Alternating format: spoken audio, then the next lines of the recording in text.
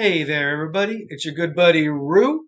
And while my wife is in the kitchen making me a drink, I figured I'd talk to you guys about comic books. Because honestly, what's better than drinking and talking about comic books? So again, I want to apologize for the tardiness of this. I have a new work schedule, and I'm still trying to figure out when I can get all this done. I'm hoping to have a set schedule for next week's. So Johnny Horror, I'm sorry, but I'm filming this for you, buddy. Let's get started. The Return of Bruce Wayne #2.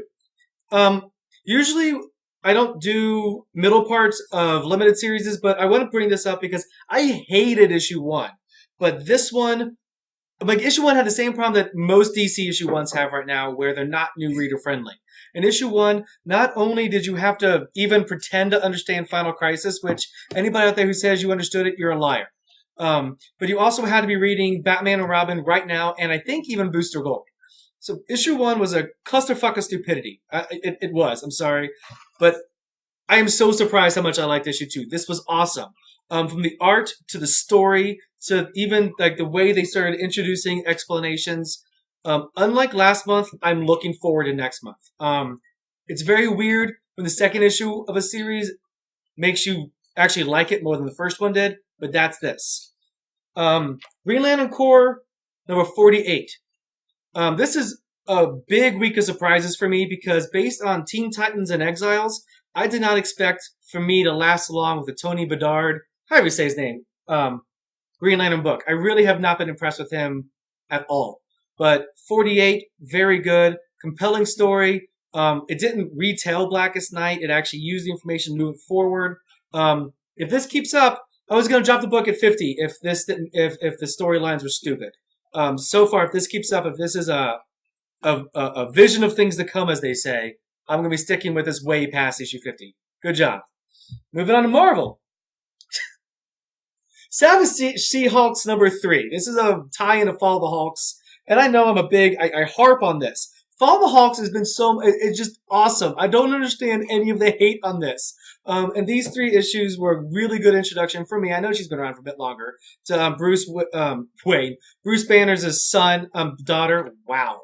Bruce Banner's daughter. You don't really need to buy these 3 issues at all to understand what's going on. There's some She-Hulk stuff.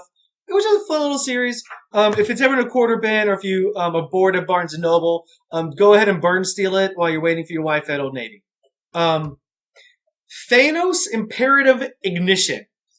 I don't know exactly how to grade this, so I'm just going to give you a big fuck yeah! Great story. The art was very passable, not the best, but the reveal at the end was just awesome.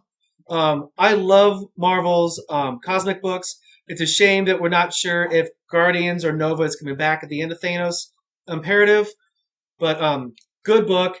And if you're interested in all of the thought process, your buddy The Rue and some of his buddies at the Outhouse had a chance to interview Abnett Lanning last weekend, and you can find that interview up at www.theouthousers.com.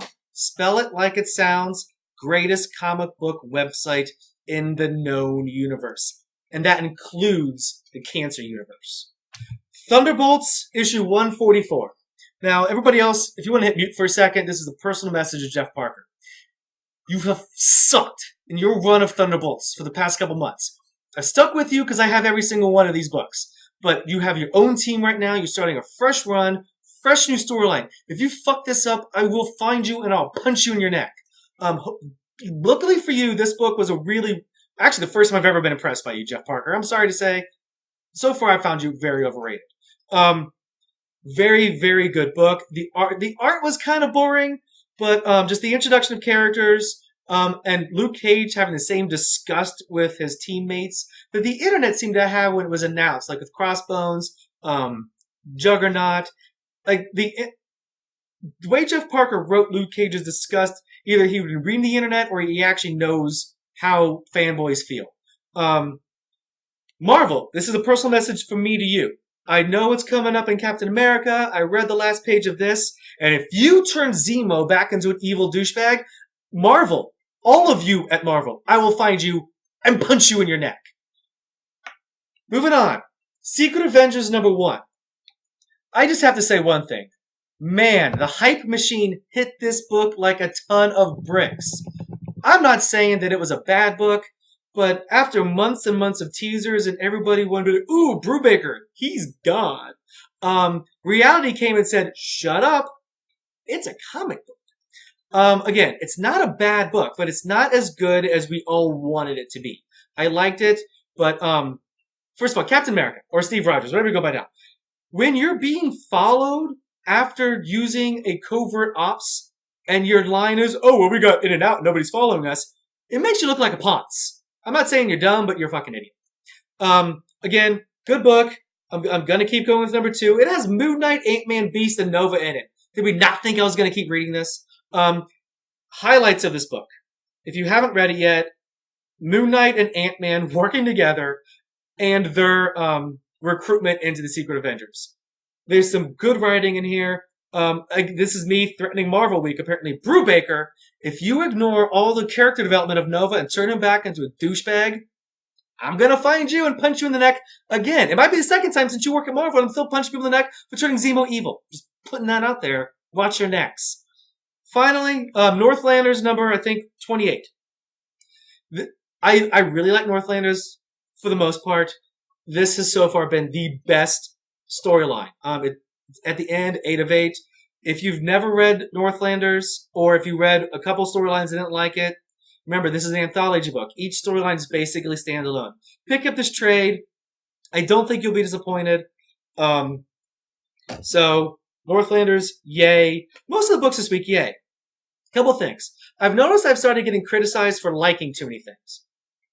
I've been reading comic books 20 years.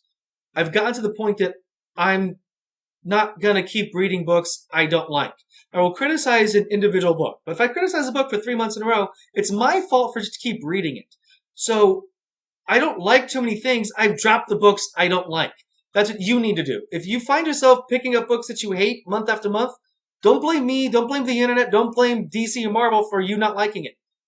Drop the fucking book. Save yourself $4. You can go get a Subway sandwich for $1 more. Like, there's so many things you can do with your money than yell at me for liking things. And finally, yes, Deadpool Mark with the Mouth 11 did come out this week, but I'm doing a Deadpool special as soon as Mark with the Mouth ends, which is why we haven't talked about Deadpool in a couple weeks, not Mark with the Mouth, not Core, and not even Do More. Yeah, Deadpool's in Do More. Deadpool versus Doom. I cannot wait to talk to you guys about this. So it might be in 2 more months, but I really don't see the need to keep talking about books. I'm going to focus on for that very special review event, the Deadpool special. I even wear my little Deadpool shirt that somebody told me it looks like a pig nose, and now I'm kind of self-conscious. Hey, alcohol. Blueberry pomegranate juice and vodka. You know what? I don't care. I'm old enough. I can drink a pretty pink drink if I want to. You guys have a good one. Enjoy. I don't know. I guess it's Thursday or Friday by the time you're watching this. Enjoy your weekend. Later, peeps.